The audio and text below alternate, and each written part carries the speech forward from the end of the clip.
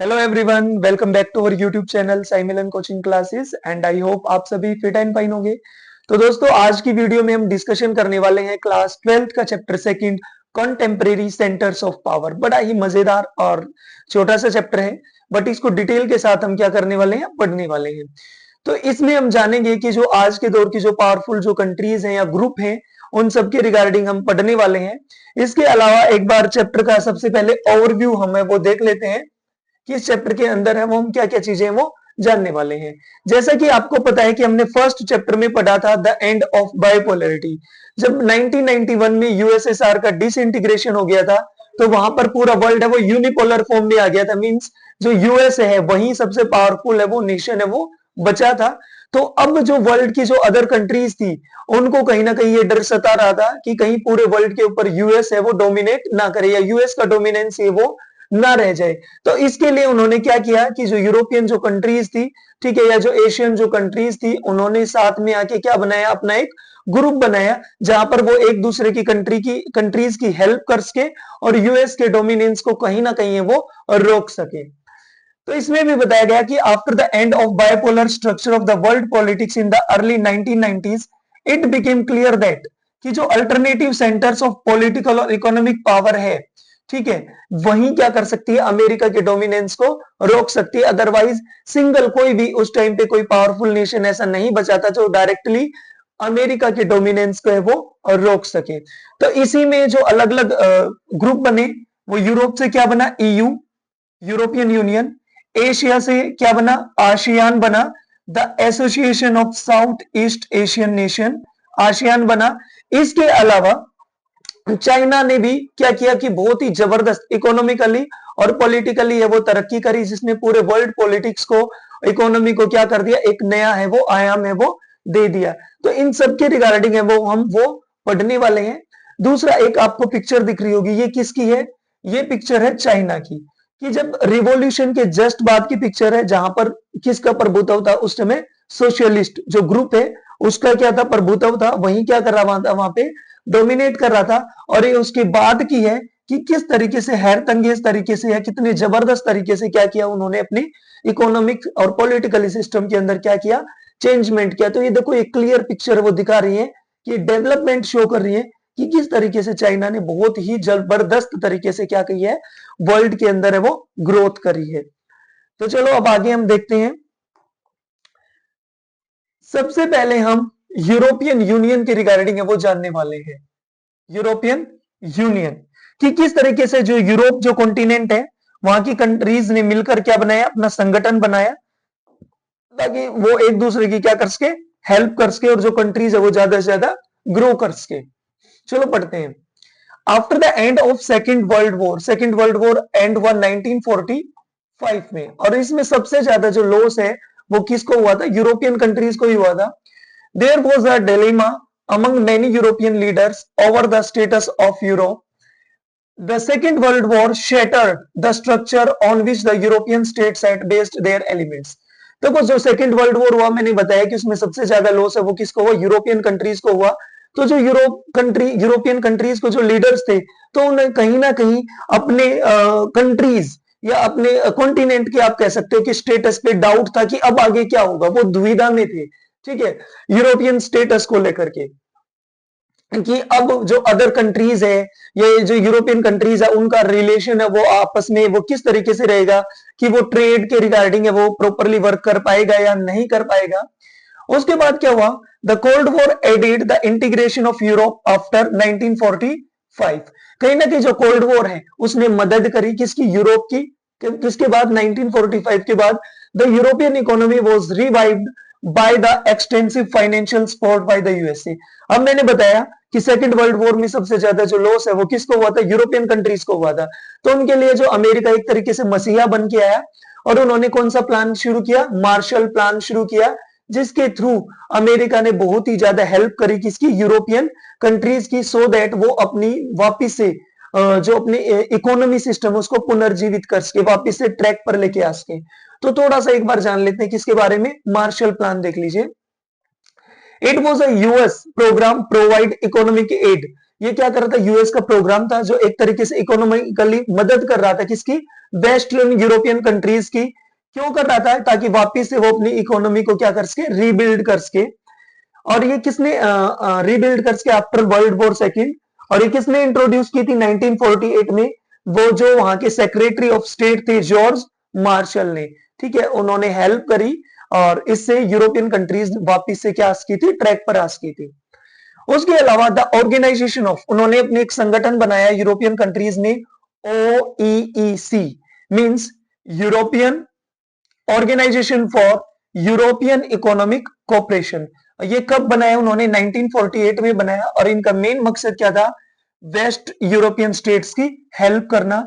It became a form to cooperate on trade and, एक तरीके से ये ना एक संगठन बन गया था जो किस में हेल्प कर रहा था, व्यापारिक और आर्थिक उद्देश्य में, जो इश्यूज जो होते थे ट्रेड से रिलेटेड, इकोनॉमिक से रिलेटेड, उसमें OEEC है वो हेल्प करता था।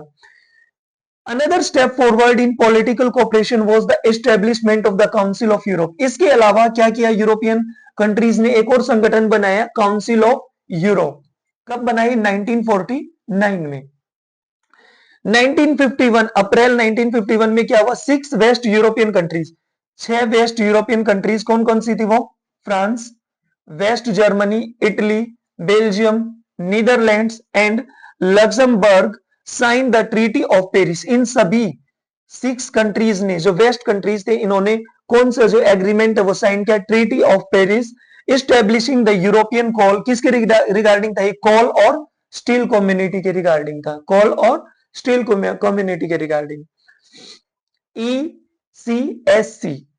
फिर 1957 में क्या हुआ, formation of European economic community to strengthen economic integration among the European countries. इन्होंने एक और संगठन बनाया, एक और कम्युनिटी बनाई, यूरोपियन इकोनॉमिक कम्युनिटी, जिससे आपस में क्या कर सके, एक दूसरे की यूरोपियन कंट्रीज है वो हेल्प कर सके।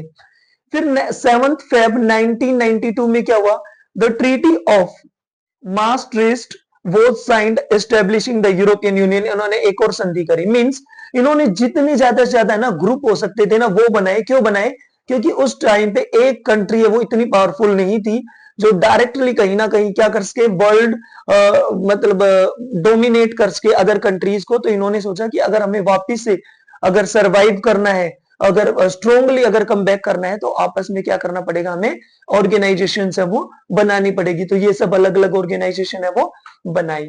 अब एक ये देख लीजिए, यूरोपियन फ्लैग है, ठीक है, और इसमें ये क्या है, बैकग्राउंड है वो ब्लैक है, स्टार्स है वो किस फॉर्म में है, गोल्डन उसमें है, और ये कितने है नंबरिंग में, 12 है। The circle of gold star stands for solidarity and harmony between the people of Europe. It has 12 stars as the number 12 is the traditionally the symbol of perfection and completeness and unity। देखो जो gold का जो एक circle जो बना रखा है gold stars का, ये क्या दिखाता है कि हम मजबूती से एक दूसरे के साथ खड़े रहेंगे और एक दूसरे की हेल्प करेंगे खुशहाली लेके आने में, सुख शांति के साथ हम रहेंगे।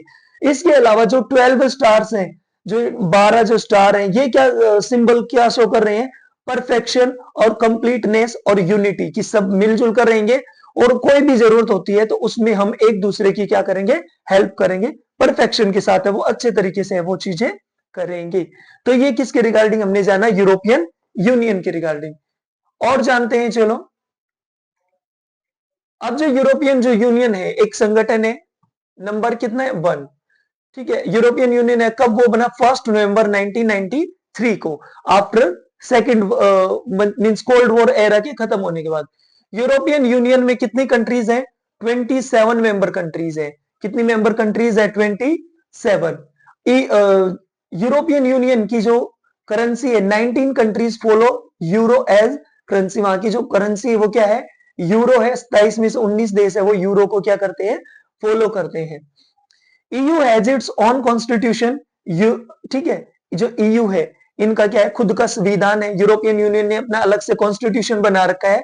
और यूरोपियन पार्लियामेंट के अंदर जो मेंबर कंट्रीज है वो पहले कितने थे, 705 मेंबर्स थे, लेकिन आफ्टर जून 2024 के बाद कितने हैं, 720। तो ये चीज ध्यान रखना, पहले 705 मेंबर्स थे और अभी कितने हैं, 720। कब के बाद है, after June 2024।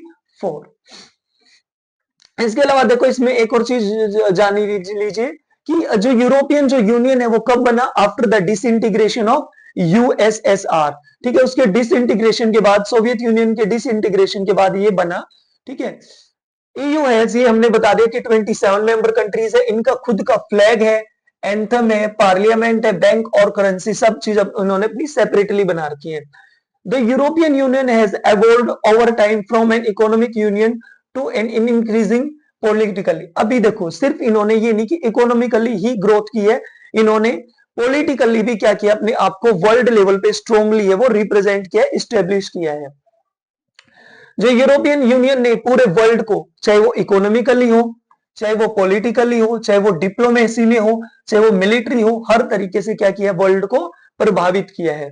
Several countries joined EU after 1991 and especially from previous Soviet bloc। ठीक है, कि बहुत सारे देशों ने यूरोपियन यूनियन को कब स्टेब्लिश किया है, 1991 के बाद। Economically the European union is the world second biggest economy.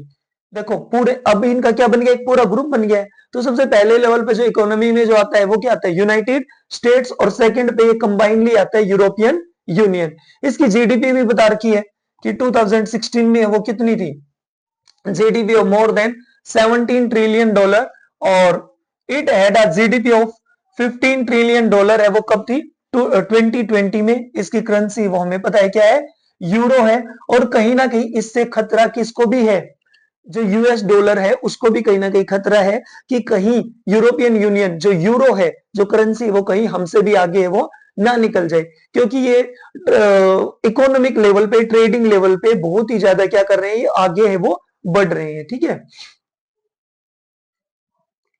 इसके अलावा देखिए EU could play more assertively in trade disputes with US and China. Its economic power gets its influence over। देखो सीधी सी बात है, यूएस और चाइना से अब ये एक कहते हैं ना कि बिल्कुल हेल्दी कॉम्पिटिटर बना हुआ है। ठीक है, तो उनसे किसी भी तरीके से पीछे नहीं है, डिस्प्यूट्स वगैरह वो इजीली वो चीजें हो सकती हैं। ठीक है, और इसके अलावा जो इसके नेबर्स हैं, चाहे वो एशियन कंट्रीज हो या अफ्रीकन नेशंस है, उनके ऊपर भी इसका बहुत ज्यादा क्या है, प्रभावित है, प्रभाव है इसका। On the political and diplomatic ground अगर देखा जाए तो यूरोपियन यूनियन का एक सदस्य क्या भी है, फ्रांस भी है, और फ्रांस क्या, यूनाइटेड नेशन सिक्योरिटी काउंसिल का क्या है, परमानेंट मेंबर है। आपको पता होगा कि यूएन की 5 परमानेंट मेंबर कंट्रीज हैं, और उसमें फ्रांस भी क्या है, एक है, जिसके पास वीटो पावर है। तो इसका भी कहीं ना कहीं क्या रहता है, उसके ऊपर वर्ल्ड लेवल पे इसका भी कहीं ना कहीं बहुत ही ज्यादा प्रभाव रहता है। और इसके अलावा जो नॉन परमानेंट जो कंट्रीज हैं, उसमें से भी टाइम टू टाइम है, यूरोपियन नेशन की कंट्रीज है वो उसमें चुनी जाती हैं।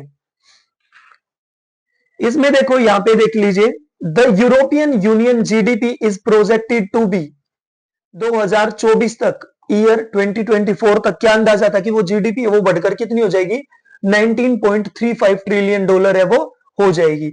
और उसका जो करेंसी है वो कहीं ना कहीं सबसे बड़ा खतरा है किसके लिए, यूएस डॉलर के लिए। ठीक है, ये देख लीजिए यूरोपियन यूनियन मैप है, इसके अंदर जो ब्लू कलर है उससे वो ओल्डर मेंबर्स दिखा रखे हैं, और ये जो कंट्रीज हैं ये, ठीक है, ये कहीं ना कहीं क्या हुई है, बाद में वो जुड़ी हैं किससे, यूरोपियन यूनियन से।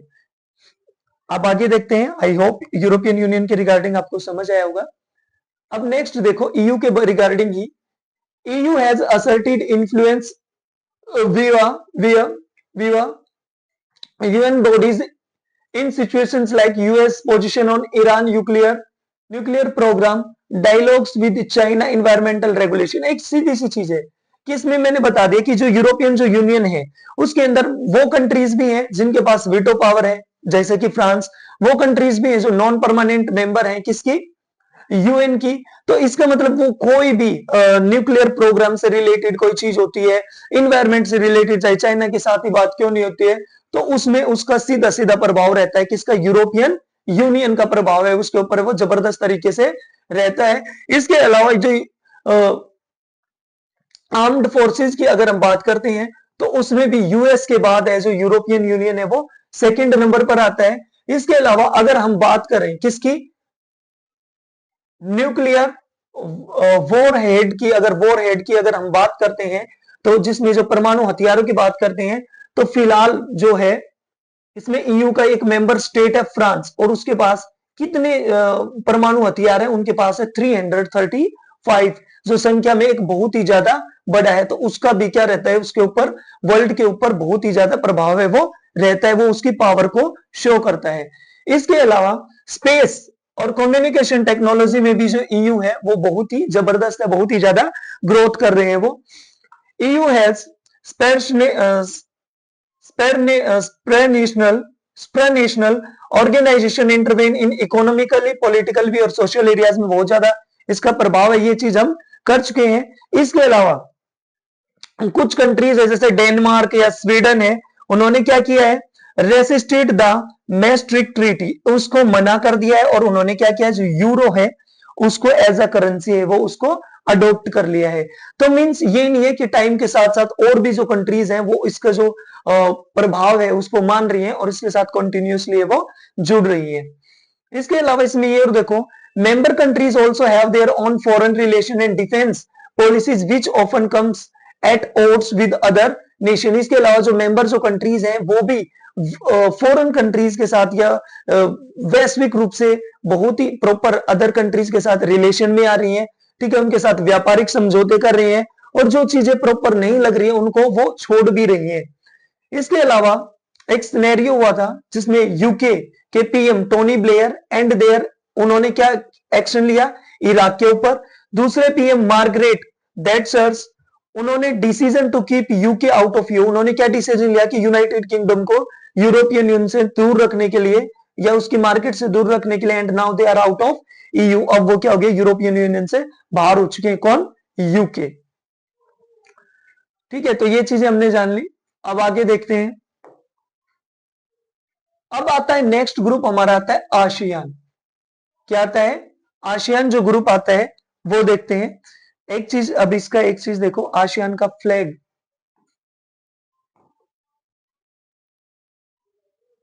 ठीक है, तो ये क्या है, जो आसियान जो कंट्रीज है उनका क्या है, ये फ्लैग है, ठीक है। तो इसके बारे में क्या करते हैं हम जानते हैं आसियान के रिगार्डिंग।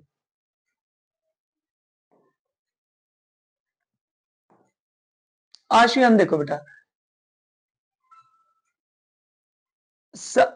ऐसी Asia consist of, south east Asia consist of 11 countries. जो आसियान है वो कितनी कंट्रीज का ग्रुप है, 11 कंट्रीज का ग्रुप है। Repeated colonialism in the region by European and, colonisation क्या होता है, कॉलोनियलिज्म क्या होता है कि जब अदर जो कोई पावरफुल जो कंट्रीज है वो दूसरी कंट्री के ऊपर क्या करती है, रूल करती है, और उसको इकोनॉमिकली और पॉलिटिकली क्या करती है, उसकी पूरी एक तरीके से उसको क्या करती है, चेंज कर देती है। तो ये कह रहा है कि जो आसियान जो एक इसके ग्रुप के अंदर जो कंट्रीज रही है उनके ऊपर क्या हुआ है, टाइम टू टाइम है वो बहुत ही ज्यादा क्या हो रहा है, अदर कंट्रीज का इफेक्ट है वो उसके ऊपर है वो रहा है। एक बार इसको थोड़ा सा इधर कर लेते हैं।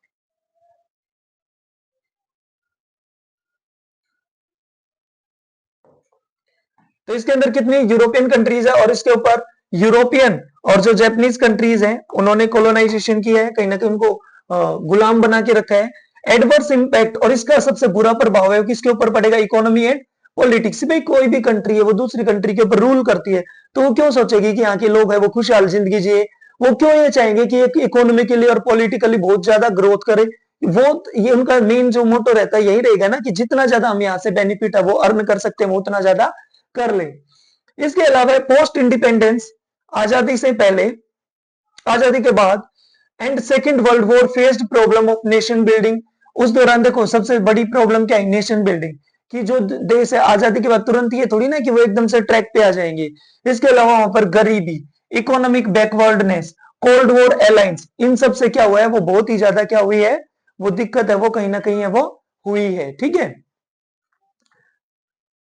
Efforts at Asian and third world unity, Bandung conference, एक ये हुई थी ना Bandung conference, non aligned movement. इसमें क्या किया था कि इसमें जैसे मैं अगर इंडिया का अगर एग्जांपल लूं तो उसमें क्या किया था कि हमने ये डिसाइड किया था कि हम किसी भी पावरफुल ग्रुप या नेशन के साथ है वो नहीं जाएंगे। क्यों नहीं जाएंगे, क्योंकि उस टाइम पे ये कोल्ड वॉर एरा के एंड होने से पहले का वो है कि जब वर्ल्ड है वो टू पावरफुल ग्रुप में था ना, एक तो यूएस और एक यूएसएसआर, एक तरफ था कैपिटलिज्म, दूसरी तरफ था सोशलिज्म। तो उस समय जो हमारे पीएम थे पंडित जवाहरलाल नेहरू, तो उन्होंने डिसाइड किया था कि हम क्या नहीं करेंगे, हम किसी भी पावरफुल कंट्री के साथ है वो या ग्रुप के साथ है वो नहीं जाएंगे। और उन्होंने अपने क्या किया था कि जो रिसेंटली जो कंट्रीज हैं वो इंडिपेंडेंट हुई हैं उनको साथ लेके चलेंगे, और उनमें मेनली कौन थी, अफ्रीकन है वो कंट्रीज थी।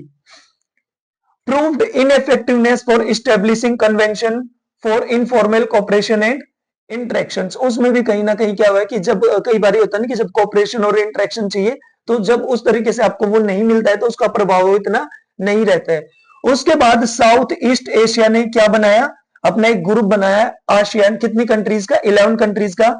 ASEAN formed by signing of Bangkok declaration by 5 countries. जब ये आसियान बना था तो बैंकॉक के अंदर, तो वो जो साइनिंग जो हुआ था वो कितनी कंट्रीज के बीच में हुआ था, 5 कंट्रीज शुरुआत में। और वो 5 कंट्रीज कौन थी, Indonesia, Malaysia, Philippines, Singapore and Thailand, ये 5 देश थे, ठीक है। बैंकॉक के अंदर ये साइन हुआ था। प्राइमरी ऑब्जेक्टिव क्या था, अगर आपसे कोई पूछता है कि जो आसियान जो बना वो क्यों बना, भाई सीधी सी बात है, इकोनॉमिकली पॉलिटिकली एक दूसरे की हेल्प करने के लिए। तो इसने बताया प्राइमरी सबसे पहला जो ऑब्जेक्टिव था वो क्या था, इकोनॉमिक ग्रोथ, कि इकोनॉमिक ग्रोथ की आर्थिक रूप से हमें क्या करना है, बहुत ही ज्यादा ग्रोथ करना है। इसके अलावा क्या प्रमोट करना, सोशल प्रोग्रेस करना, कल्चरल डेवलपमेंट करना, ये सब। सेकंड ऑब्जेक्टिव था रीजनल पीस एंड स्टेबिलिटी, कि जो हमारा जो रीजन है, हमारा जो क्षेत्र है उसमें शांति रहनी चाहिए, उसमें स्थिरता रहनी चाहिए, पॉलिटिकली भी इकोनॉमिकली भी, ठीक है। तो ये सब, चलो और आगे देखते हैं। ये क्या है, साउथ ईस्ट एशिया, ये क्या है, फ्लैग है किसका, एशियन का। ये साउथ ईस्ट एशिया का ये मैप आप देख रहे हो। ये कंट्रीज कौन कौन सी साउथ ईस्ट एशिया में, ब्रूनी, म्यांमार जिसको पहले बर्मा बोला जाता था, Cambodia, Timor Leste, Indonesia, Laos, Malaysia, Philippines और सिंगापुर, थाईलैंड और वियतनाम। ये क्या है, साउथ ईस्ट कंट्रीज का क्या है, ग्रुप है, जो एक देश है वो। अब इसके बारे में हम पढ़ते हैं, ASEAN economic growth. ASEAN economic growth किस तरीके से जो इकोनॉमिक ग्रोथ है वो करी, उसके रिगार्डिंग हम जानते हैं। AEC, ASEAN economic countries among member states aims to creating common market and production based to aid social and economic development. अच्छा, इन्होंने क्या किया कि उन्होंने कहा कि हम एक अपनी कॉमन मार्केट बनाते हैं। कॉमन मार्केट मतलब कोई किसी कंट्री में रिसोर्सेज अलग है, किसी में अलग है, तो अलग अलग रिसोर्सेज को हम कहा लेके आते हैं, एक ट्रैक पर लेके आते हैं, जिससे कि ज्यादा से ज्यादा एक जगह पर चीजें रहेंगी। तो जो भी अदर कंट्रीज है जो ट्रेड करेंगी, ठीक है, उनके साथ वो एक ही जगह से क्या कर सकती हैं, वो इजिली चीजें वो वहां से ले सकती हैं, एक ही जगह पे वो प्रोडक्शन है वो कर सकती है। तो वो कॉमन मार्केट वो बनाना चाह रहे थे, प्रोडक्शन करना चाहते हैं। ASEAN is improving disputes settlements mechanism and has come with free trade area for investment, labour and services. अच्छा, उनका ये भी था कि देखो, एक सबसे ज्यादा जो टैरिफ होता है, जो टैक्स होता है, जो आपस में एक कंट्री दूसरे के ऊपर लगाती है, तो उसमें भी बहुत ज्यादा डिसाइड करती हैं चीजें कि वो पर्टिकुलर कंट्री है वो कितना बेनिफिट है वो अर्न कर सकती है। तो वो क्या चीज लेके वो चल रहे थे, फ्री ट्रेड एरिया लेके चल रहे थे, ठीक है, फॉर इन्वेस्टमेंट के लिए, कि इन्वेस्टमेंट, लेबर और सर्विस के ऊपर किसी भी प्रकार का चार्ज है वो नहीं लगेगा। US China are negotiating FTA with ASEAN free trade agreement, मतलब कि वो बातचीत कर रही थी कंटिन्यूअसली, कौन, यूएस और चाइना, किसके रिगार्डिंग, फ्री ट्रेड एग्रीमेंट, किसके साथ, आसियान के साथ, क्योंकि उन्हें भी ये दिख रहा था कि कहीं ना कहीं हम भी यहां से ज्यादा बेनिफिट है वो अर्न कर सकते हैं। विजन जो उनका था 2020 का, वो क्या था, ASEAN looks itself to be important regional organisation looking a role of international community. वो अपने आप को इंपॉर्टेंट मान रहे थे और ये चीजें सोच के चल रहे थे कि इंटरनेशनल कम्युनिटी पे भी हमारा जो रोल है वो हम बहुत बड़ा है वो होने वाला है, या बहुत बड़ा है वो हम करने वाले हैं। फिर उसके बाद है, उसके साथ कंटिन्यूअसली क्या कर रहे थे वो, नेगोशिएशन, बातचीत कर रहे थे। जब भी कोई कॉन्फ्लिक्ट आता है किसी भी रीजन के अंदर, तो उनका मेन मोटो क्या था, आसियान का मेन मोटो है कि जल्दी से जल्दी वो चीजें वो सॉर्ट आउट कर ली जाए, लंबे टाइम के लिए वो चीजें वो ना छोड़ी जाए। ASEAN annual meet to discuss, annually वो मिलते थे किसका डिस्कस करने के लिए, east Asian cooperation and mediation mediation in Cambodian conflict, east Timor crisis, ठीक है, एक और सीधी सी चीज है, कोई भी प्रॉब्लम है, अगर आपने कोई ग्रुप बना लिया और उसमें जैसे आसियान एक ग्रुप बन गया 11 कंट्रीज का, लेकिन अगर उनकी कभी भी कोई मीटिंग ना हो, ठीक है, किसी प्रॉब्लम के रिगार्डिंग अगर आपस में कोई डिस्कशन ही ना हुआ, तो फिर वो फायदा क्या उस ग्रुप का। तो इन्होंने साथ में ये चीज रखी कि ना केवल एक ग्रुप बनाना है, साथ में प्रॉपरली क्या करनी, प्लानिंग भी करनी है, और उस प्लानिंग के टाइम टू टाइम क्या करनी है, हमें ऑब्जर्वेशन भी करनी है, इम्प्लीमेंटेशन भी चेक करनी कि प्रॉपरली वो चीजें इंप्लीमेंट लागू हुई या नहीं हुई। तो आपस में क्या था इनका ये था। इसके अलावा जो आसियान जो ग्रुप था, उन्होंने क्या किया, अपने ट्रेडिंग और इन्वेस्टमेंट पार्टनर भी बनाए, specially Asian economy such as China and India, उनके साथ भी उनका बहुत ही ज्यादा क्या था, अच्छा है वो रिलेशन था।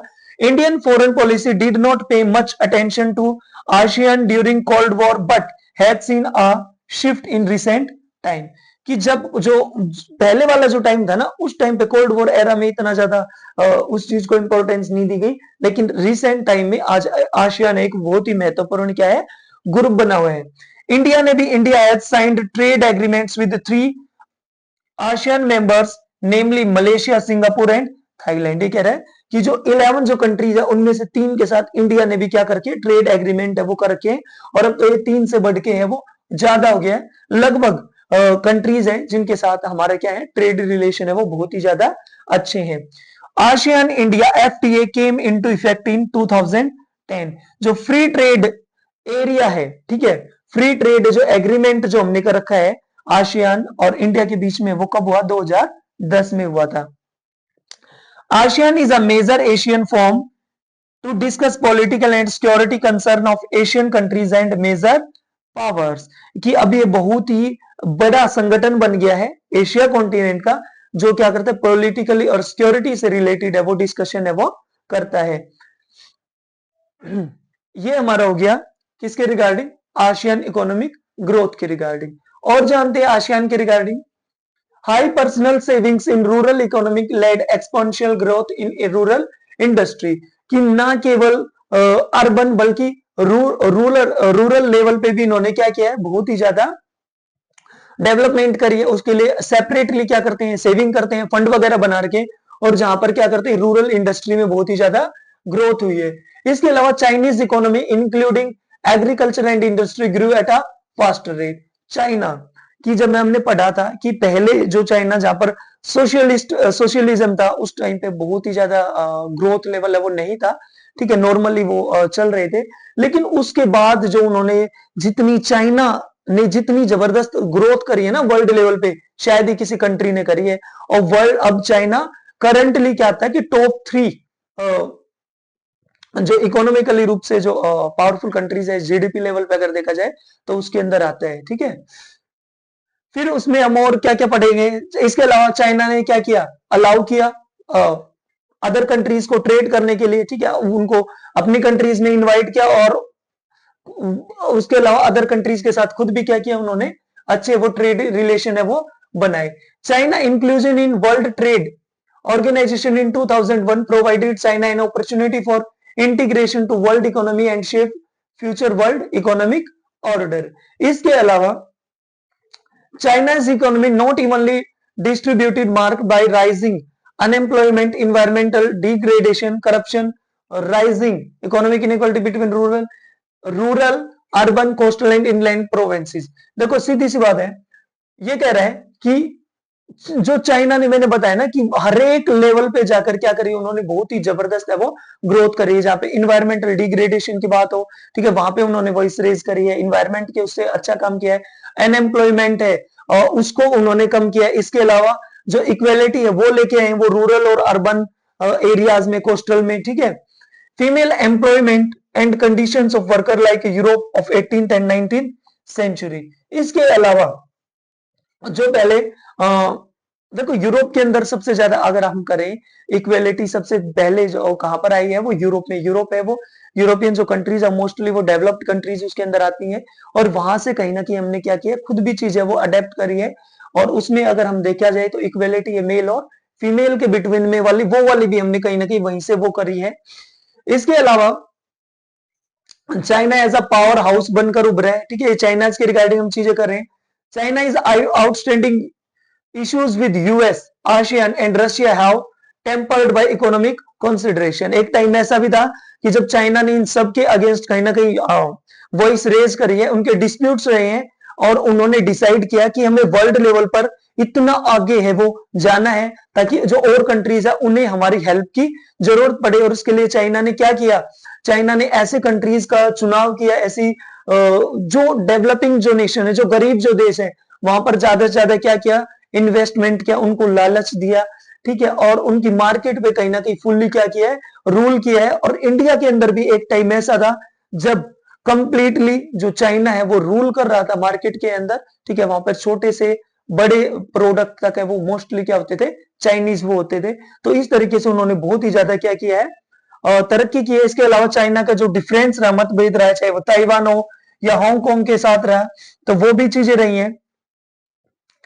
इसके अलावा investment and aid policy of China in Latin America और अफ्रीका में वो भी लेके आए हैं। China projected a global player on side of developing countries. और मैंने बताया कि चाइना है वो दूसरे देशों के लिए भी वो कहीं ना कहीं डेवलपिंग प्रोजेक्ट है वो लेके आते रहते हैं, ठीक है, कि भाई आपके देश में ना ये चीज लेके आ रहे हैं जिससे आपका देश है वो बहुत ज्यादा ग्रोथ करेगा।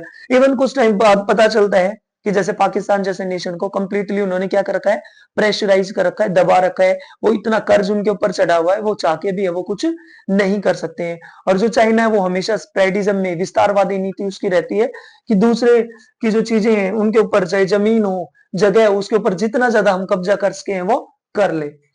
अब जो नेक्स्ट जो टॉपिक आता है वो किसके रिगार्डिंग है, और चाइना के रिगार्डिंग है। हमने बहुत सारी चीजें वो पढ़ भी ली। Rise of Chinese economy. अगर हम कहें कि वर्ल्ड वॉर सेकेंड के बाद, या हम कहें कोल्ड वॉर एरा के बाद, कि सबसे ज्यादा जो ग्रोथ अगर वो करी है तो वो कौन सी कंट्री है, वो चाइना है, ठीक है। उसके रिगार्डिंग हम पढ़ते हैं। China as a alternative centre of power या कॉन्टेम्परेरी साउथ, एक शक्ति केंद्र है। China's economic success since 1978 is attributed to economic reform। Economic reform मतलब एक इकोनॉमिक सिस्टम के अंदर बहुत ही जब पॉजिटिवली क्या किया उन्होंने, एक चेंजमेंट किया, बहुत ही जबरदस्त क्या करी है, ग्रोथ करी है। और China is the fastest growing economy since then and is projected to be world's largest. अभी मैंने बताया कि अगर वर्ल्ड लार्जेस्ट इकोनॉमी की अगर बात कर रहे हैं तो चाइना वो सेकंड नंबर पे आता है, ठीक है। फर्स्ट पे क्या है, यूएस है। और ये कहा जाता है कि इसी जबरदस्त तरीके से अगर चाइना ग्रोथ करता रहा तो 2040 तक क्या होगा, चाइना है कि वर्ल्ड की लार्जेस्ट इकोनॉमी माना जाएगा, यूएस को भी बीट कर देगा। वो इतने जबरदस्त तरीके से वो ग्रोथ कर रहे हैं। China's economic growth makes it as a great influence in the regional affairs and growth of East Asia। कि जो इसका जो प्रभाव है वो उसके क्षेत्र के साथ साथ ईस्ट एशिया के ऊपर भी इसका जबरदस्त वो प्रभाव है। इसके अलावा इसने क्या बता रखा है कि चाइना की जो इकोनॉमी है with other factor, population, land mass लगा लो, resources, regional location and political influence make it powerful in the region. कि चाइना आपको पता है कि अभी तो इंडिया ने बीट कर दिया है, इंडिया मोस्ट पॉपुलस कंट्री बन गया वर्ल्ड में। तो ये कह रहा है चाहे वो पॉपुलेशन की बात हो, चाहे वो लैंड मास की, जमीन की बात हो, जगह की बात हो, चाहे वो रिसोर्सेज की बात हो, चाहे वो रीजनल लोकेशन की बात हो, चाहे वो पॉलिटिकली बात हो, हर एक फील्ड के अंदर चाइना क्या है, स्ट्रॉन्ग है वो रहा है। और उसका प्रभाव है वो वर्ल्ड लेवल पर देखने को मिलता है।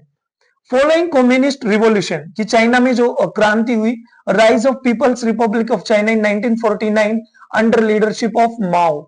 एक चीज ध्यान रखो कि जो चाइना है वो क्या था, पहले चाइना भी तो स्लेव कंट्री था ना। 1949 में क्या मिली उनको, आजादी मिली। और उसके बाद वो किसकी लीडरशिप में आगे बढ़ा, माओ की लीडरशिप में वो आगे बढ़ा। सिंगल पार्टी सिस्टम था, ठीक है। और क्या किया फिर उन्होंने, जबरदस्त है वो बहुत ही अच्छे तरीके से ग्रोथ करी।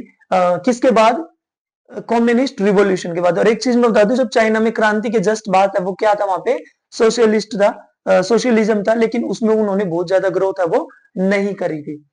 Economically backward China served link with capitalist world and followed Soviet economic model. अब एक और चीज ध्यान रखो, मैंने बताया कि जब वो कम्युनिस्ट जो रिवॉल्यूशन था उसके जस्ट बाद कौन सा था वहां पे सिस्टम, सोशलिस्ट सिस्टम था, सोशलिज्म था। लेकिन उसमें उन्होंने बहुत ज्यादा ग्रोथ नहीं करी। तो उसके बाद उन्होंने अपने जो लिंक है वो किसके बनाए हुए, कैपिटलिस्ट वर्ल्ड के साथ, कैपिटलिस्ट जो कंट्रीज थी उनके साथ बनाए, इंडस्ट्रीज डेवलप करी। और साथ में किसको भी वो फॉलो करते रहे 1949 के बाद, सोवियत इकोनॉमिक मॉडल को। It relied on their resources and Soviet aid and advice. वो किसके भरोसे रहे? अपने रिसोर्सेज के भरोसे। इसके अलावा सोवियत यूनियन से भी उन्हें कहीं ना कहीं जो मदद और सलाह वो कंटिन्यूअसली मिल रही थी। State owned heavy industries sector was created from the capital accumulated from agriculture. एक और चीज ध्यान रखो, चाइना में सिर्फ अकेली ऐसा नहीं कि वहां पर इंडस्ट्रीज है, वहां पर एग्रीकल्चर भी है, खेती भी है। अगर आप देखोगे कि बहुत सारे एग्रीकल्चर में जब आते हैं ना कि कौन सी फसल है वो किस देश में सबसे ज्यादा उगाई जाती है, तो उसमें अगर हम देखेंगे एग्रीकल्चर में भी चाइना का जो नाम है वो बहुत या मोस्टली उसमें वो टॉप टॉप में रहता है। तो उन्होंने एग्रीकल्चरली भी और इंडस्ट्रियलाइजेशन में भी बहुत ही ज्यादा क्या करी है, ग्रोथ करी। वहां पर उनकी खुद की क्या है, हैवी इंडस्ट्रीज है। China lacked foreign exchange to buy technology and goods from world market. China substituted imported by domestic goods, imports by domestic goods. एक और चीज बताए, चाइना ने बहुत अलग अलग कंट्रीज के साथ वो रिलेशन बनाए, किसके लिए? टेक्नोलॉजी को बाय करने के लिए, ज्यादा से ज्यादा चीजें सीखने के लिए। इसके अलावा उन्होंने देखा कि जो चीज वो बाहर से जो इंपोर्ट कर रहे थे, मंगा रहे थे, तो उन्होंने क्या किया, वो अपने घर पे ही वो चीजें वो बनानी शुरू कर दी। मीन्स ये नहीं कि सिर्फ वो कोई चीज है, वो पर्टिकुलर सामान है वो खरीद लिया, उसकी जांच पड़ताल भी करी कि किस तरीके से बना हुआ है। अगर बाहर ये चीज बन सकती है तो अपने लेवल पे हम किस तरीके से इसको बना सकते हैं। China use its resources to set up industrial economy. उन्होंने अपने सभी रिसोर्सेज को प्रॉपरली यूज किया, इंडस्ट्रीज अब स्टेब्लिश करी। इसके अलावा हेल्थ, बेटर हेल्थ के लिए, एम्प्लॉयमेंट बेटर करने के लिए, सोशल वेलफेयर, एजुकेशन के लिए उन्होंने क्या बहुत ही ज्यादा वर्क किया है। और अगर आज हम चाइना देखेंगे तो वर्ल्ड की मोस्टली कंट्रीज से वो हेल्थ में, एम्प्लॉयमेंट में, इन सब चीजों में बहुत ही आगे है। इसके अलावा इकोनॉमिक ग्रोथ जो उनकी रही है 5 to 6%, but proved insufficient to growing population at 2 to 3%। देखो जो उनकी इकोनॉमिक ग्रोथ जो हो रही थी, यानी कि शुरू में भी हो रही थी, बट जिस तरीके से जो पॉपुलेशन जो ग्रोथ हो रही थी उसके अकॉर्डिंग वो बहुत ही ज्यादा कम थी। एग्रीकल्चरल प्रोडक्शन है वो भी इतना सफिशिएंट नहीं था, ठीक है, कि इंडस्ट्रीज के लिए कह लें हम, ठीक है। तो वो भी चीजें उन्हें क्या करनी थी, वर्क करना था।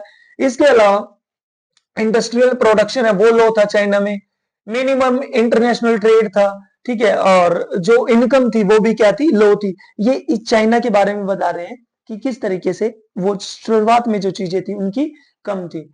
फिर उसके अलावा जो शिफ्ट जो पूरा हुआ है वो कब हुआ? 1970 का शिफ्ट इन चाइनीज पॉलिसी। उन्होंने अपनी पॉलिसी चेंज कर ली और उन्होंने देख लिया कि अब हमें कैपिटलिज्म में भी जाना पड़ेगा, कैपिटलिस्ट में भी बिलीव है वो करना पड़ेगा। चाइना ने क्या किया, यूएसए के साथ अपने रिलेशन है वो 1972 China established relation with USA, ending political and economic isolation को उन्होंने खत्म कर दिया, अपने रिलेशन बिल्डअप किए। 1973 फॉर मॉडर्नाइजेशन, एग्रीकल्चर में, इंडस्ट्री में, साइंस टेक्नोलॉजी एंड मिलिट्री में, प्रपोज्ड बाय जो एनलाई। जो एनलाई बड़ा ही इंपॉर्टेंट पर्सन रहा है चाइना की हिस्ट्री के अंदर, और उन्होंने क्या किया, मॉडर्नाइजेशन के लिए 4 जो चीजें हैं वो रखी। क्या क्या? Agriculture, industry, science and technology और मिलिट्री। उनका मेन था कि हमें इन चारों के ऊपर अगर आगे बढ़ना है, ग्रोथ करना है, वर्ल्ड लेवल पे डोमिनेट करता है, तो इन 4 के ऊपर हमें ग्रोथ है वो करना पड़ेगा, वर्क है वो करना पड़ेगा। इसके अलावा 1978 में Deng Xiaoping's open door policy followed by economic reform. Open door means हम बाहर जाके क्या कर सकते हैं, ट्रेड कर सकते हैं, और अब जो जो फॉरेन जो कंट्रीज है वो इधर आके भी क्या कर सकते हैं, इन्वेस्टमेंट है वो कर सकते हैं। It aimed at increase productivity of bye foreign investment. इनका मेन मकसद क्या था, ज्यादा से ज्यादा क्या करना, टेक्नोलॉजी वाइज, इकोनॉमी वाइज है वो अपने आप को क्या करना, ग्रोथ करना, तरक्की करना। इसके अलावा वो धीरे धीरे क्या करने लगे, एग्रीकल्चर का भी इंडिया के अंदर क्या होता है, ट्रेडिशनल तरीके से खेती होती है, ठीक है। तो और जब इसके लिए हम इतना ज्यादा है वो बेनिफिट है या प्रॉफिट है वो अर्न नहीं कर सकते हैं। चाइना ने क्या किया, 1982 में क्या कर दिया, प्राइवेटाइजेशन कर दिया, किसका, खेती का भी प्राइवेटाइजेशन कर दिया। 1998 प्राइवेट इंडस्ट्री का फिर प्राइवेटाइजेशन कर दिया। Eliminating trade barriers in SEZ, special economic zones bye foreign policy, special economic zone बना दिया कि इस तरीके से यहां पर आप पर्टिकुलरली है वो इन्वेस्टमेंट कर सकते हो। Central role of state in setting up the market economy, कुल मिला के अगर हम इंक्लूजिंग देखेंगे तो वहां पर क्या किया उन्होंने 1970 के बाद, किस चीज पे ज्यादा जोर दिया, उन्होंने दिया प्राइवेटाइजेशन पे, उन्होंने जोर दिया कैपिटलिज्म पे, और सारी चीजें क्या कर दी उन्होंने, प्राइवेट अथॉरिटी को है वो सौंप दी। उन्हें लगा कि इससे हम ज्यादा से ज्यादा तरक्की है वो कर सकते हैं, और आज रिजल्ट है वो दुनिया के सामने भी है। नेक्स्ट अब हम देखते हैं इंडिया चाइना रिलेशन, किसके बारे में पढ़ते हैं, इंडिया चाइना रिलेशन है। एक मैं चीज बता दूं कि शुरुआत से ही इंडिया और चाइना के जो रिलेशन है वो बिल्कुल भी खराब नहीं थे, बहुत ही अच्छे रिलेशन थे। स्टार्टिंग में हमारा उनसे एक एग्रीमेंट भी हुआ था, पंचशील एग्रीमेंट, पंचशील, जिसमें हमने 5 चीजों के ऊपर क्या करी थी, बात करी थी। बहुत अच्छे वो रिलेशन थे, लेकिन फिर कुछ चीजें ऐसे हुई जिनसे बीच में हमारे रिलेशन है उनसे बिल्कुल ही वो खराब हो गई, और करंटली हम फिर से उनको रिफॉर्म करने की है वो कोशिश कर रहे हैं दोनों ही नेशन। तो चलो हम देखते हैं इनको। India and China great powers historically before the advent of imperialism. imperialism से पहले क्या थी, दोनों ही बहुत ही वो अच्छी वो ग्रेट पावर थी। इंपेरियलिज्म क्या होता है, इंपेरियलिज्म मींस जब फॉरेन कंट्रीज क्या करती, when a powerful country ruled over less powerful country, ठीक है, सोशली, इकोनॉमिकली और पॉलिटिकली भी। China has a long history of dynamic rules having influence over the areas of Mongolia, Korea, parts of Indochina and Tibet. इनके ऊपर सबके ऊपर क्या रहा, उनका प्रभाव रहा है, सबके ऊपर क्या रहा है, उनका असर रहा है। Various kingdoms in India also had influence beyond present day borders. इसके अलावा मैंने आपको पहले ही बताया कि जो चाइना है वो विस्तारवादी नीति में बिलीव करता है, तो उसका हमेशा ये रहता है कि अगर दूसरे की जितनी चीजें हम हड़प सकते हैं वो हड़प ले, उनके ऊपर हम क्या कर ले, कब्जा कर ले।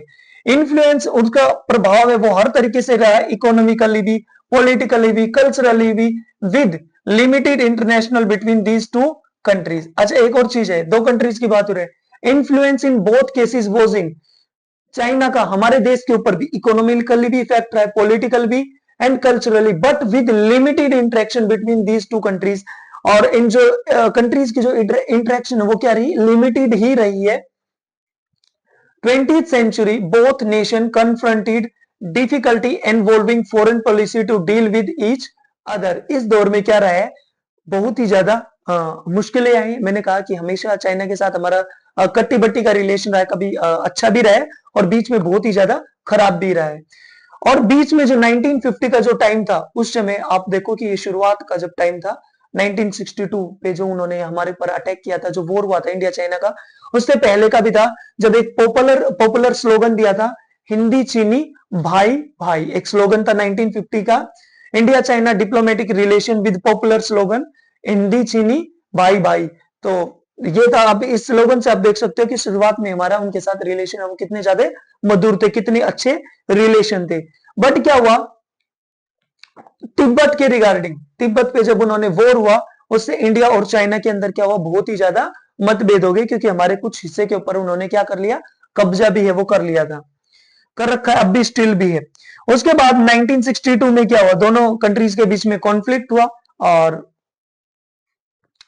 ओवरशेडेड मिलिट्री कन्फ्रंटेशन हुआ ऑफ सीनो इंडिया बॉर्डर के ऊपर issues, resulting in 1962 conflict over competing territorial claims in Arunachal Pradesh and in the Aksai Chin region of Ladakh। Aksai चीन और अरुणाचल प्रदेश के कुछ हिस्से के ऊपर क्या भी कर लिया उन्होंने, कब्जा भी है वो कर रखा है। इससे हमारे रिलेशन उनके साथ बहुत ही ज्यादा खराब हो गए थे। ये था इंडो चाइना वॉर, कब हुआ, 1962 में। उसके अलावा देखो उस टाइम पे हमें बहुत ही ज्यादा दिक्कतों का सामना करना पड़ा, और उससे पहले जो कि हमारे जो प्राइम मिनिस्टर थे पंडित जवाहरलाल नेहरू, जो बिल्कुल वेपन्स वगैरह में बिलीव नहीं करते थे कि हमें इनके ऊपर है वो कोई इन्वेस्टमेंट नहीं करना है, वो डेमोक्रेसी है, इन सब चीजों को देख रहे थे। और जब अटैक हुआ तो पूरी तरीके से स्तब्ध रह गया पूरा देश, सोचा नहीं था कि चाइना हमारे साथ इस तरीके से है वो चीजें कर लेगा, और कहीं ना कहीं हमारे पूरे देश को उन्होंने झकझोर कर रख दिया, तोड़कर है वो रख दिया था। और उसके बाद से हमने फिर अपनी जो कंट्री की जो सिक्योरिटी है, वेपन्स है, उनके ऊपर है वो हमने वर्क शुरू किया था, और न्यूक्लियर पावर वगैरह वो उसके बाद ही वो चीजें करी थी। इसके अलावा changed political leadership in China in 1970s and move of China to being more pragmatic then ideologically this slow improvement in India China relation. मतलब उस दौर में फिर मैंने बताया कि विस्तारवादी देश था, वो हमेशा अपने अपने लिए सोचता था, फिर उसके अलावा कुछ माओ का दौर चला गया, दूसरे नेता आ गए, ठीक है। तो जो इंडिया का जो रिलेशन था वो थोड़ा थोड़ा बन रहा था, बट बहुत ही स्लो रेट से वो चीजें वो बन रही थी। और उसके अलावा क्या हुआ, resolve border issues and talks initiated with India और चाइना में।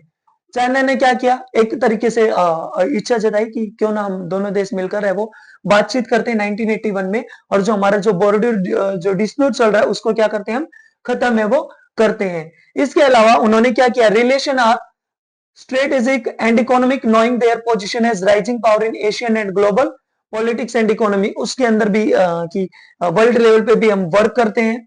इसके अलावा China visit of Rajiv Gandhi in 1988, Rajiv Gandhi जो हमारे उस टाइम पे प्राइम मिनिस्टर थे वो गए 1988 में, और उन्होंने क्या किया, पीस और जो बॉर्डर इश्यू चल रहा था उसको क्या किया, उसको सोल्व करने की कोशिश करी, एग्रीमेंट उन्होंने किए। इसके अलावा अगर हम बात करते हैं, India China trade growing at 30% per year since 1990 के बाद बहुत ही जबरदस्त तरीके से क्या किया है, हमारी और इंडिया की जो ट्रेड जो रिलेशन है बहुत ही जबरदस्त तरीके से वो ग्रोथ हुए हैं। मैंने ये चीज बताया कि एक टाइम ऐसा था कि जब उन्होंने बहुत ही ये टाइम देखो, बिटवीन 2008 से लेके 2021 तक China was India's largest trading partner. सबसे ज्यादा जो हम ट्रेड कर रहे थे वो किसके साथ कर रहे थे, चाइना के साथ कर रहे थे। And the two countries have extended their strategic and military relation or conflict of interest leads to hostility.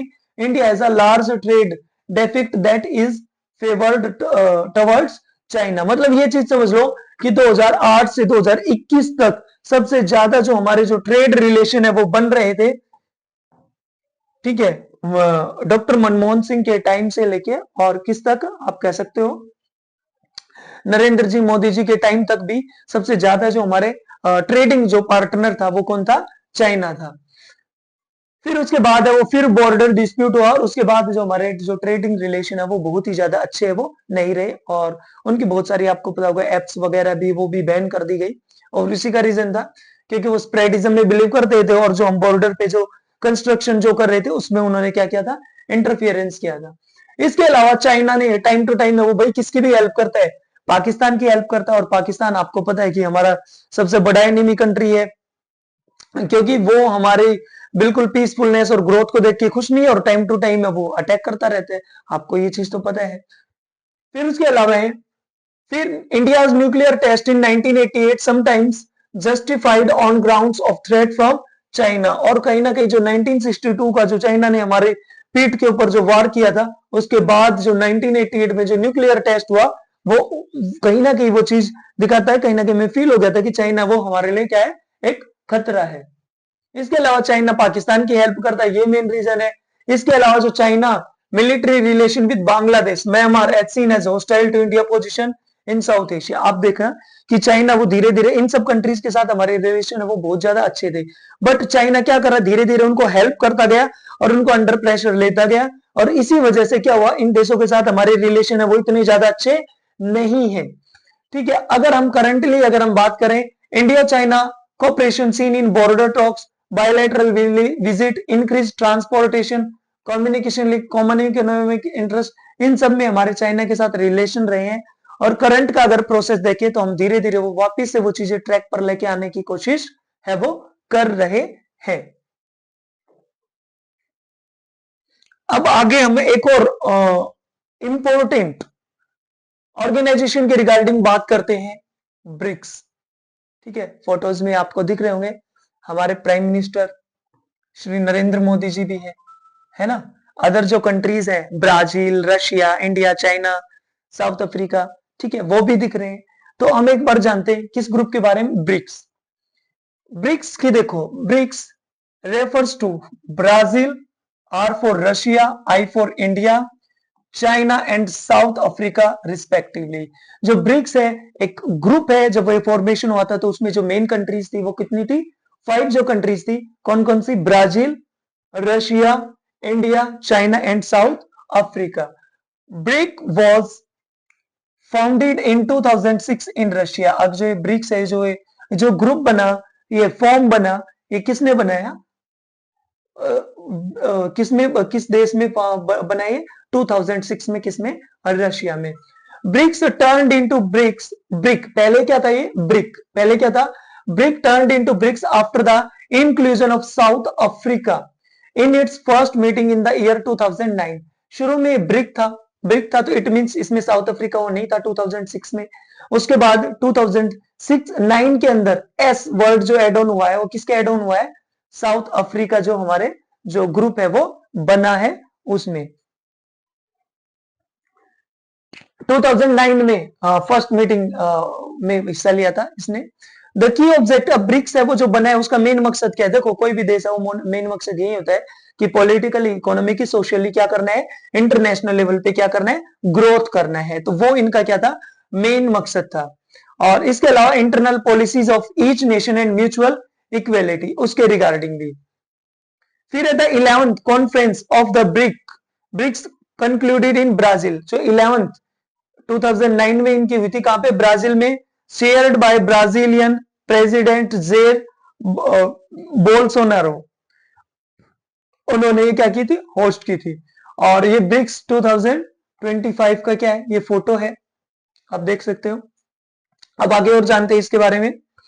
The current members of BRICS, अब कौन कौन से मेंबर कंट्रीज है? क्योंकि वो बढ़ गई, Brazil, Russia, India, China, South Africa, Egypt, Ethiopia, Iran, Saudi Arabia and the UAE, United Arab अमीरात।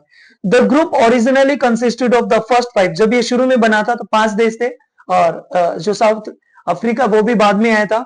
विच वॉज लेटर, लेकिन इन 2024 टू उसमें कौन कौन से देश और ऐड हो गए 2024 में? Egypt, Ethiopia, Iran and UAE. और उसके बाद followed by the addition of Saudi Arabia. ये इसके ओरिजिनल मेंबर हो गए, इंपॉर्टेंट है, ध्यान रखना है। Original member Brazil, Russia, India, China, South Africa. 2024 में कौन आ गए? Egypt, Ethiopia, Iran and the United Arab अमीरात। और 2025 में कौन आ गए? Indonesia became a full member. तो ये किसके रिगार्डिंग था? ब्रिक्स के रिगार्डिंग था। मेन अगर है ना पर्पज अगर पूछे ना ग्रुप्स का, तो मेन पर्पज तो यही है भाई, सोशली, पॉलिटिकली, इकोनॉमिकली, कल्चरली क्या करना है? डेवलपमेंट करना है, आगे बढ़ना, वही मेन मकसद होता है। आगे अब हम पढ़ते हैं हमारी कंट्री के रिगार्डिंग, किसके बारे में? इंडिया के बारे में। तो ये क्या हमारी कंट्री का फ्लैग है, ये आपको दिख रहा होगा। ये पिक्चर है वो कहीं ना कहीं शो कर रही है हमारा प्रेजेंट सिनेरियो कि किस तरीके से हमने क्या किया है, वो डेवलपमेंट करी है इंडस्ट्रीज के ऊपर जबरदस्त तरीके से, ठीक है, वो सब है, ये चीज शो कर रहा है। अब चलो देखते हैं India. The 21st century India is being seen as an important emerging global power, कि आज के दौर में 21st जो सेंचुरी जो चल रही है इसमें हमारा देश ने भी बड़ी ही जबरदस्त तरीके से वो करी है। और हम भी क्या है, अब वर्ल्ड लेवल पे हमारी एक डिफरेंट क्या है वो आइडेंटिटी, और हमारा देश भी पावरफुल कंट्रीज के अंदर है वो आता है। इंडिया ने क्या किया? पावर के रिगार्डिंग भी बहुत ही ज्यादा क्या करी है भाई? ग्रोथ करी है। इसके अलावा इकोनॉमिकली, कल्चरली, स्ट्रेटेजिक पोजीशन हो हमारे देश की, ठीक है, वो भी क्या है, उन सब तरीके से हमने ग्रोथ की है। अब जो हमारी पॉपुलेशन 135, अब तो क्या हो गई है? 145 करोड़ प्लस होगी, और मोस्ट पॉपुलस कंट्रीज में आते हैं हम, सबसे ज्यादा उसमें आती है। इसके अलावा जो हमारी जो जीडीपी है वो भी क्या है कि ये जो इकोनॉमिक जो ग्रोथ है वो भी हमने बहुत ही जबरदस्त है वो करी है। अगर हम देखें from an economic perspective, targeting क्या है हमारा? $5 ट्रिलियन इकोनॉमी का टारगेट है। A competitive huge market and ancient inclusive culture with 200 million people of India diaspora spreading across the global impact. तो सीधी सी चीज है कि हमने एक अपना टारगेट बना रखा है, और हमारा टारगेट ये भी है कि नेक्स्ट कुछ साल के अंदर ये हम जो वर्ल्ड की 5 जो इकोनॉमिकली जो 5 जो टॉप कंट्रीज है अर्थव्यवस्था के आधार पर, उनमें हम आ जाएंगे। ये एक हमारा क्या है? एस्टिमेशन है। इसके अलावा जो हमने जो एक प्रोग्राम चलाया, ठीक है, हमारे प्राइम मिनिस्टर ने मेक इन इंडिया जो स्कीम जो प्रोग्राम लेके आए, उससे भी हमारा देश है वो बहुत ही जबरदस्त है वो ग्रोथ कर रहा है, जिसमें हम अलग अलग कंट्रीज की जो को हम इनवाइट कर रहे हैं कि वो आए और हमारे देश में क्या करें? इन्वेस्टमेंट करें। मिलिट्री स्ट्रेंथ की अगर हम बात करें तो अब मैंने बताया कि उस टाइम पे जब हमारा देश फ्री हुआ था तो उस टाइम पे पाकिस्तान, चाइना, इन्होंने क्या किया था कि हमारे टाइम टू टाइम में वो लगातार हमारे ऊपर अटैक किए थे, और उस टाइम पे हमारे कंट्रीज के जो पीएम है उनको भी समझ आ गया था कि अगर हमें वर्ल्ड लेवल पे प्रॉपरली अगर सर्वाइव करना है तो हमें अपनी मिलिट्री स्ट्रेंथ है वो बढ़ानी पड़ेगी। तो उसमें भी हमने क्या किया है, मॉडर्नाइजिंग, हमने अपनी फोर्स को मॉडर्नाइज किया है, न्यूक्लियर कैपेबिलिटीज है वो हमने बढ़ाई है, एडवांस मिसाइल सिस्टम हम लेके आए हैं। इसके अलावा ग्रोइंग डिफेंस बजट, जो पहले जो डिफेंस के ऊपर जो बजट था वो कम था, अब वो भी हमने वो बढ़ा दिया है। एक हमारी इकोनॉमी का एक बड़ा हिस्सा है वो किसके ऊपर इन्वेस्ट होता है, डिफेंस के ऊपर है वो खर्च होता है। Strategic location, it's strategic position in the Indo Pacific region is crucial for the regional strategic, मतलब हमने जो इंडो पैसिफिक रीजन है, ठीक है, या अलग अलग जो जगह है वहां पर भी हमने क्या किया है, अपनी मजबूती है वो बढ़ाई है। फिर एक diplomatic and cultural influence, diplomacy के आधार पर भी और कल्चरली भी क्या किया हमने, ग्रोथ की अपना इफेक्ट है वो दिखाया। इसमें देखो क्या क्या आता है आपका, एक्टिव डिप्लोमेसी में क्या क्या है कि हम अलग अलग ग्रुप के हैं वो हिस्सा है, इंटरनेशनल संगठन के हिस्सा है, जैसे यूएन का हम हिस्सा है, ग्रुप ऑफ 20, G20 का हिस्सा है, ब्रिक्स का हिस्सा है। तो ये भी क्या एक्टिव डिप्लोमेसी है, ये भी तो एक पॉलिटिक्स का हिस्सा है ना, ठीक है, कि ताकि हमें पता चल सके कि वर्ल्ड वाइड चल क्या रहा है और पावरफुल कंट्रीज के टच में रह सके। और इसके अलावा स्ट्रेटेजिक पार्टनरशिप भी हमारे अलग अलग कंट्रीज के साथ, जैसे यूएस के साथ हम डील करते हैं, ऑस्ट्रेलिया, जापान, रशिया, इन सब देशों के साथ। ग्लोबल सॉफ्ट पावर, इसमें भी हम क्या करते हैं, कल्चरली भी हम क्या कर रहे हैं, अपना इफेक्ट है वो दूसरे देशों के ऊपर दिखा रहे हैं। सॉफ्ट पावर, जैसे कि बॉलीवुड, जो हमारी फिल्म्स जो बनती हैं वो अलग अलग कंट्रीज में रिलीज होती हैं, वहां पर दिखाई जाती हैं, और उससे भी क्या होता है कि हमारी कंट्रीज का कहीं ना नेम और फेम है वो बढ़ता है, वर्ल्ड लेवल पर उसका इफेक्ट है वो बढ़ता है। इसके अलावा ये चीजें हमने कर ली। इकोनॉमिक पावर देखो, फास्ट ग्रोइंग इकोनॉमी, कि अब हमारी जो कंट्री है, जिस तरीके से चाइना ने एक जबरदस्त ग्रोथ करी, तो धीरे धीरे हम भी उसी ट्रैक के ऊपर चल रहे हैं और हम इकोनॉमी वाइज भी हम वो अच्छी ग्रोथ है वो कर रहे हैं।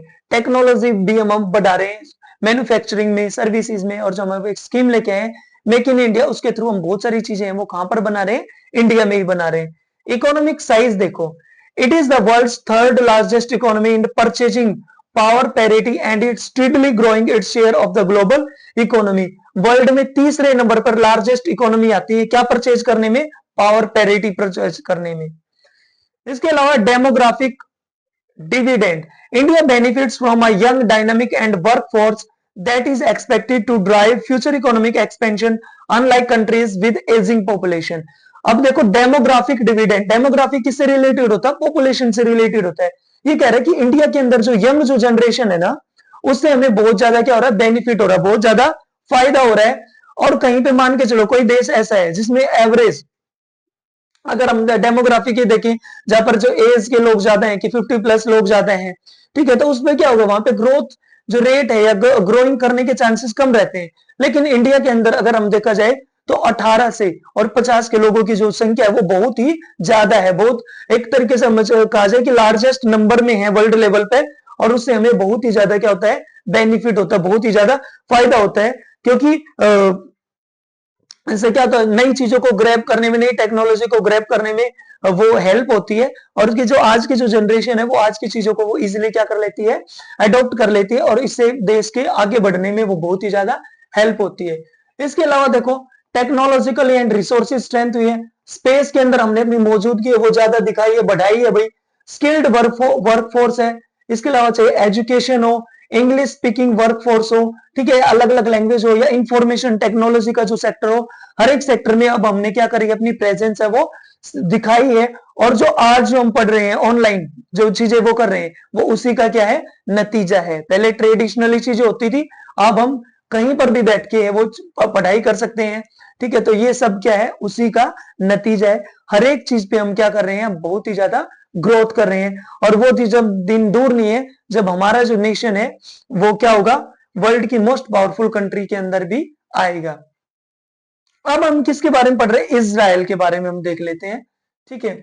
इजराइल के बारे में हम थोड़ा सा जान लेते हैं। Establishment as a Jewish state, आपको पता है यहूदी धर्म के लोग हैं वो वहां पर सबसे ज्यादा रहते हैं, कहां पर, इजराइल के अंदर। पार्लियामेंट्री डेमोक्रेसी है वहां पर। डेमोक्रेसी पता है ना कि it is a type of government where people, या इट इज जो अब्राहम लिंकन की रेफरेंस ले लो, it is a type of government of the people, for the people and by the people. Multi party system है वहां पर, coalition government वाला भी। मल्टी पार्टी सिस्टम पता है ना कि एक से ज्यादा पार्टी वहां पर है। कोलिशन गवर्नमेंट क्या होती है कि व्हेन टू और more party come together to form a government. जब एक जो पार्टी है जब प्रॉपरली अगर सीट लेके इतनी सीट नहीं आई है जिससे कि वो खुद की गवर्नमेंट बना सके, तो वो अदर पार्टीज के साथ मिलकर वो क्या बनाती, coalition government. Balancing religious and secular divides, उन चीजों को प्रॉपरली लेके चल रहे हैं उन्होंने, अपना जो रिलीजन जो धर्म का जो प्रॉपर है वो बैलेंस बना रखा है, ठीक है।